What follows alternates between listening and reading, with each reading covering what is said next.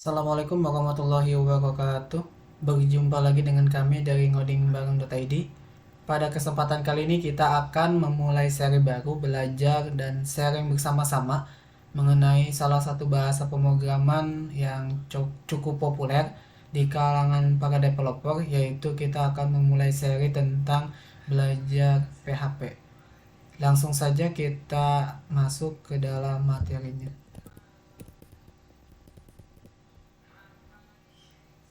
Oke, PHP kita akan memulai tentang PHP. PHP itu adalah singkatan dari Hypertext Processor. Jadi salah satu bahasa pemrograman yang cukup populer di kalangan para developer. Kemudian PHP juga banyak digunakan oleh bahasa pemrograman yang khususnya untuk web development. Walaupun mungkin tidak menutup kemungkinan PHP juga bisa digunakan berbasis desktop, tapi jarang sekali yang menggunakan berbasis desktop karena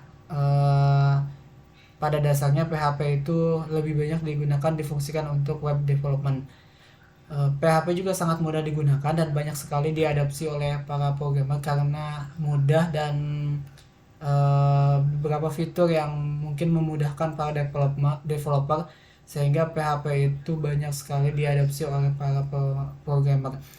Bahkan hampir mayoritas kebanyakan web di dunia ini dibuat menggunakan PHP.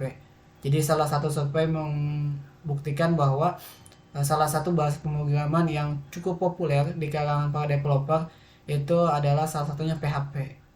PHP pertama kali dibuat oleh Rasmus Lerner pada tahun 1995. Ketika mungkin video ini dibuat pada tahun 2022, mungkin uh, tidak terlalu tua ya, bahasa pemrograman yang masih muda ya, sekitar 27 tahunan ya. PHP itu masih berjaya sampai saat ini. Kemudian PHP juga mendukung protokol web besar seperti IMAP, POP3, dan LDAP. PHP juga mudah digabungkan dengan bahasa pemrograman yang lain. Nah, mungkin salah satu para programmer menggunakan PHP itu karena salah satunya itu PHP bisa dikombin dengan bahasa pemrograman yang lain. Kemudian PHP juga salah satu bahasa pemrograman yang open source dan free. Sehingga ketika kita mendevelop suatu aplikasi dengan PHP, kita bisa selain gratis, kita juga bisa memodifikasi dan sebagainya. Itu salah satu keunggulan-keunggulan yang ada dalam PHP. Untuk instalasi PHP itu ada beberapa cara. Yang paling mudah itu ada menggunakan web server seperti XAMPP. Mungkin seperti ini teman-teman. Nah, ini adalah salah satu contoh XAMPP. Karena di dalam XAMPP ini itu udah termasuk include ke dalam PHP, sehingga web server ini juga banyak yang menggunakan. Selain XAMPP juga ada lagi web server lagi yang seperti Laragon dan sebagainya, Apache dan sebagainya. Itu salah satunya juga. Kemudian bisa juga langsung download dari aslinya, yaitu php.net. Nah, mungkin ini juga agak sedikit susah dan sedikit tricky ya. Lebih enak dan lebih mudah menggunakan XAMPP. Untuk text editor yang digunakan itu cukup populer juga, banyak yang digunakan. Dan tidak susah untuk menggunakan text editor yang bisa dipakai pada PHP. Salah satunya itu adalah Visual Studio Code. Mungkin teman-teman juga bisa mendownload di link ini, atau Sublime Text atau PHP Storm itu. Namun pada kesempatan kali ini saya akan menggunakan text editor Visual Studio Code karena mungkin menurut saya pribadi ya salah satu text editor yang cukup populer dan mudah digunakan serta banyak sekali ekstensi yang bisa kita gunakan, cukup lengkap, sehingga saya menggunakan Visual Studio Code. Kemudian kita akan mencoba memulai seri baru ini ya. Kita menggunakan PHP. Kita akan coba ya.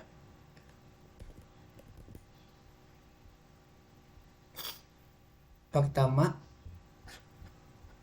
saya masuk dulu di PHP, kemudian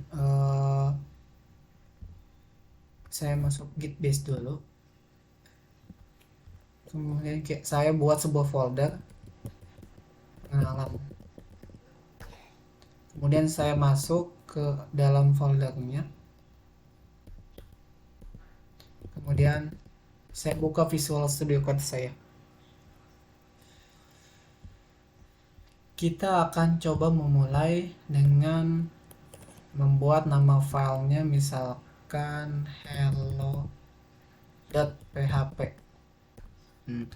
Dalam bahasa pemrogram PHP itu ciri khasnya itu adalah diakhiri dengan .php. Ini adalah salah satu ciri dan contoh dari file berbentuk PHP.